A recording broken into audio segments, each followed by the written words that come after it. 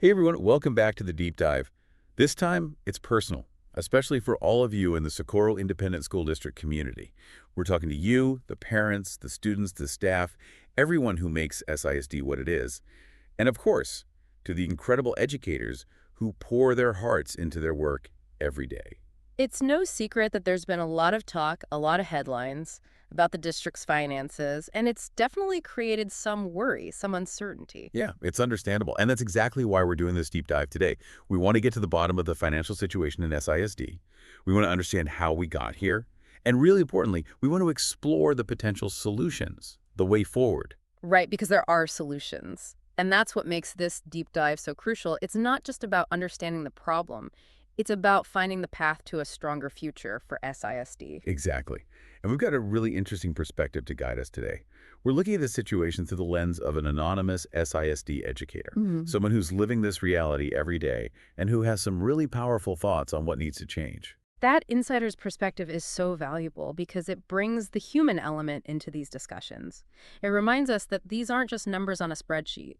We're talking about real people's lives, the education of our children, and the livelihoods of those who dedicate themselves to teaching. Absolutely. And speaking of numbers, the big one looming over everything is that projected $38 million shortfall. Yeah, that's a huge number, and it has the potential to impact everything from the programs SISD can offer to the jobs of the people who make those programs possible. We're talking about a potential ripple effect that could reach over 45,000 students. Okay, so let's dive right in.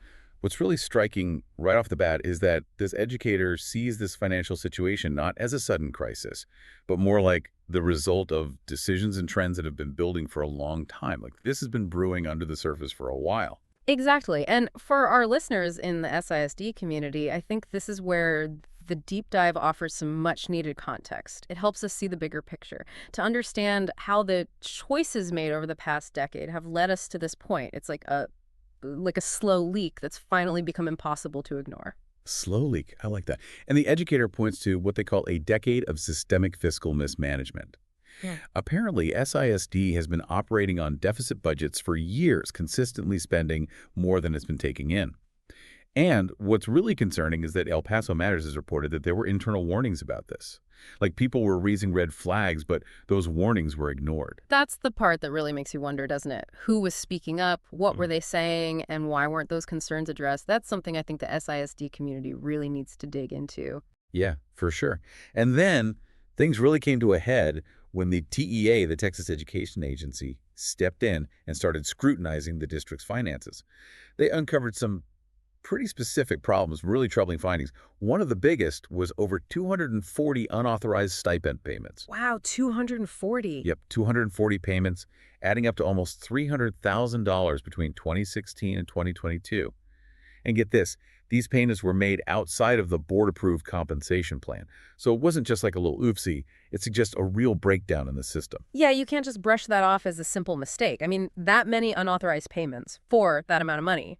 It definitely raises questions about the district's financial controls, about the oversight that should have been in place, and for educators, for the entire community, that has to be concerning. And it wasn't just about the finances. The TEA also found that back in 2019, 276 seniors graduated without actually meeting the state's requirements. That's a big deal because it suggests that the problems in SISD go beyond just money management. They might actually be impacting the quality of education our students are receiving. Absolutely. If we think about it, that finding raises some serious questions about what was happening at a systemic level. Was there pressure to graduate students who weren't ready? Were there issues with curriculum or assessment?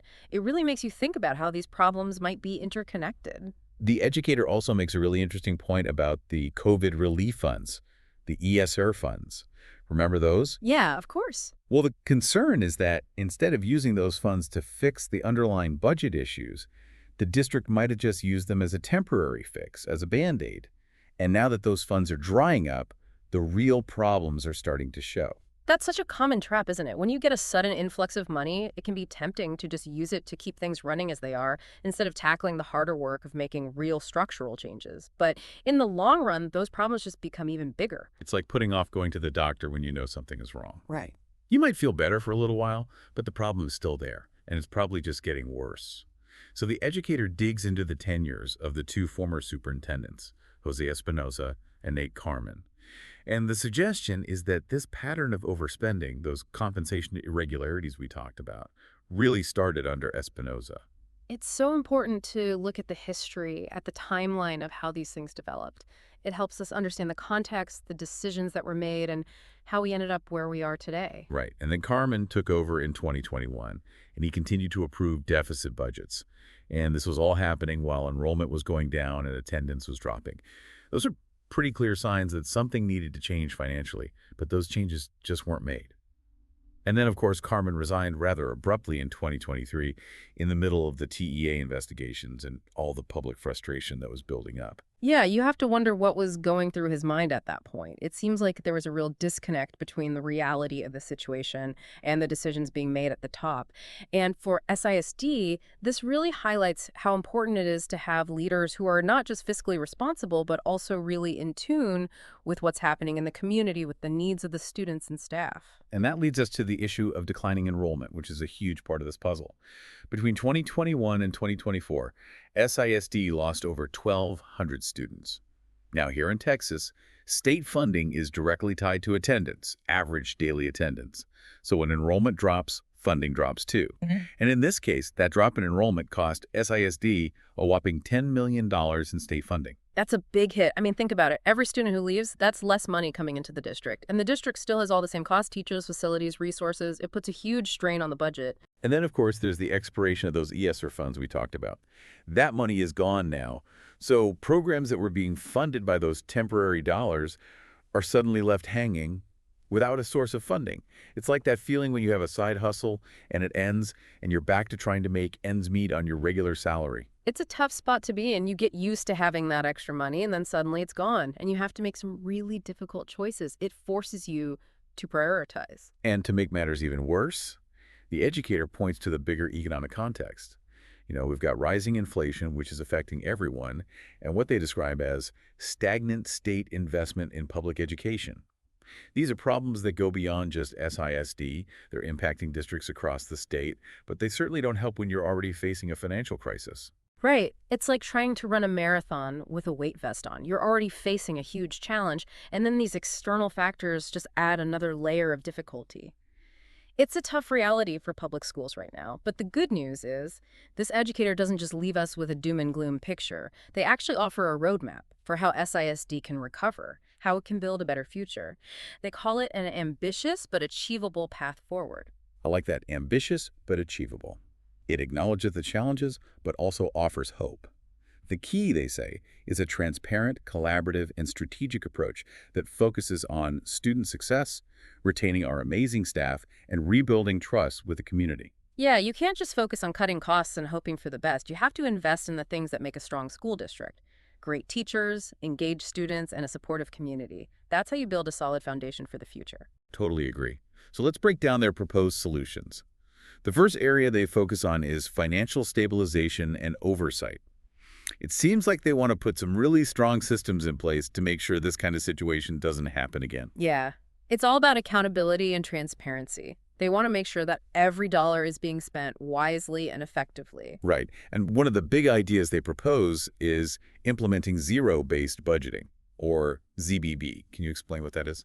Sure. So basically with ZBB, every department has to start from scratch each year and justify every single expense. It's like you can't just assume that you'll automatically get the same budget as last year. You have to prove that you need every dollar you're asking for. It's like when you go grocery shopping on a tight budget, and you have to carefully consider every item you put in the cart.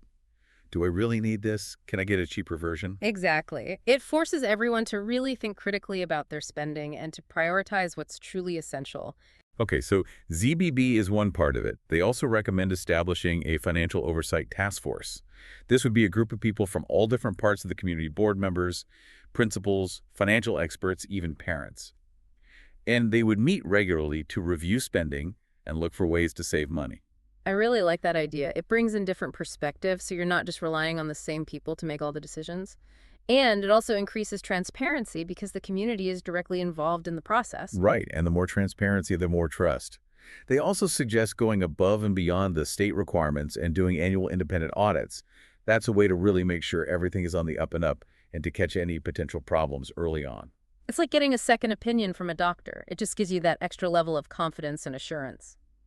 And finally, in this financial stabilization area, they recommend an immediate freeze on all non-essential spending. So no new capital projects, limited travel expenses, and putting off equipment purchases unless they're directly related to student safety or achievement. It's a tough but necessary step. Sometimes you have to tighten your belt in the short term to make sure you can recover in the long term. Absolutely. So moving on, the next big focus area is enrollment growth and ADEM recovery, which makes sense, right? Because as we talked about, enrollment is directly tied to funding. Yeah, you need students in seats to get the money to run the schools. And if enrollment keeps declining, the financial problems are just going to get worse. So the educator proposes a pretty bold plan, something they call a Reclaim SISD enrollment campaign. They want to actively reach out to families who may have chosen charter schools or private schools and show them what SISD has to offer. They suggest using social media, local radio, and even bilingual community liaisons to spread the word. It's about showcasing what makes SISD special, what unique programs they have, and what kind of opportunities they can provide for students. And reaching out to families in their own language, that's so important. It shows that you really value their participation. Absolutely. And to make SISD even more attractive, they suggest expanding those high-demand academic programs, things like STEM and robotics, dual language and early college high school options, and arts and media academies. These are the kinds of programs that could really draw students in from all over. It's about giving students what they want, what they need to succeed in the 21st century. And these kinds of programs can really set SISD apart, make it a destination for students who are looking for those specialized pathways. And let's not forget about attendance. Even if we get more students enrolled, we need to make sure they're actually showing up every day. So the proposal is to implement a system of tiered interventions to improve attendance. This could include things like real-time text alerts to parents when a student is absent, assigning attendance mentors to at-risk students, and working with transportation and school nutrition to remove any barriers that might be keeping kids from getting to school. That's a really holistic approach. It recognizes that there are many different reasons why a student might be missing school, and it tries to address those reasons on a case-by-case basis. It's not just about punishing kids for being absent. It's about understanding the root causes and finding ways to support them. Exactly. And finally, in this enrollment and attendance area, the educator suggests exploring the development of community school partnerships. This would involve opening up school buildings after hours to offer programs for the wider community, like adult ESL classes, job training, things like that. The idea is to make the school a real hub of the community, to build stronger relationships with families, and hopefully that leads to greater engagement and higher retention rates. I love that idea. It really breaks down the barriers between the school and the community, and it says, hey, we're here for you, not just for the students, but for everyone. Okay, so we've talked about financial stabilization and enrollment growth, but now let's get to something I know is on everyone's minds: staff retention and support. We're talking about our amazing teachers and all the other dedicated staff members who make SISD work. Yeah, people are worried about their jobs, about the future of their careers, and understandably so. Right, and that's why the educator's proposal here is so important. They advocate for a no layoffs approach. They want to avoid any job cuts, which I'm sure is music to everyone's ears. Definitely. Job security is a huge factor in morale. When teachers feel secure in their positions, they can focus on what really matters, their students. Exactly. And the way they propose to achieve this is through a freeze on non-essential hiring and strategic use of attrition. So as people retire or resign, their positions would be filled through internal reassignment rather than bringing in new hires. It's about making the most of the resources you have and avoiding unnecessary expenses. It takes careful planning and coordination, but it's definitely a viable solution. And it's not just about keeping people employed. It's about making sure they feel valued and supported. So the proposal also includes investments in teacher growth and morale. Things like expanding professional development opportunities, reestablishing the Teacher Advisory Council to give educators a real voice in decision-making, and even offering incentive stipends when the budget allows. It's about recognizing that our teachers are our most valuable asset. They're the ones on the front lines working directly with our students, and when they feel supported and appreciated, they're going to be more effective in the classroom, and they're going to be more likely to stay with SISD. For sure. And another key point they bring up is the need to rework the district's compensation plan. Remember those inconsistencies in stipends that the TEA found? Well, they want to fix that and create a system that is fair, transparent, and truly reflects the experience and performance of our educators. That's crucial for building trust and making sure that everyone feels like they're being treated fairly. And it's not just about the money, it's about respect. It's about recognizing the value that our educators bring to the district. All right, so moving on. The next area of focus is governance and leadership reform. The educator believes that some changes need to happen at the top to prevent these kinds of problems from happening again in the future. It's about making sure that the people in charge are equipped to make the best decisions for the district. Right. So first up, they recommend mandatory professional development for all board members. This would focus on key areas like school finance, governance ethics, and conflict of interest disclosure. That's a great idea. It ensures that everyone on the board has a solid understanding of their responsibilities and the complex issues they're dealing with. It's like you wouldn't want a surgeon operating on you without proper training, right? Exactly. Same goes for the people who are making decisions that affect the lives of thousands of students and staff. Exactly. And they also propose creating a community accountability dashboard. This would be an online tool that would provide the public with real-time data on things like the budget, enrollment, attendance, and academic performance. Transparency, transparency, transparency. That's what builds trust. When people have access to information, they can see what's happening, hold their leaders accountable, and feel more confident that things are being managed effectively. And finally, they recommend that the process for selecting the next superintendent be extremely transparent and involve a wide range of stakeholders, including teachers, parents, and community leaders. Again, it's about giving people a voice. It's about making sure that the person selected for this crucial role has the support of the entire community. And it sends a clear message that the district is committed to collaboration and shared decision-making. All right, so we've covered a lot of ground.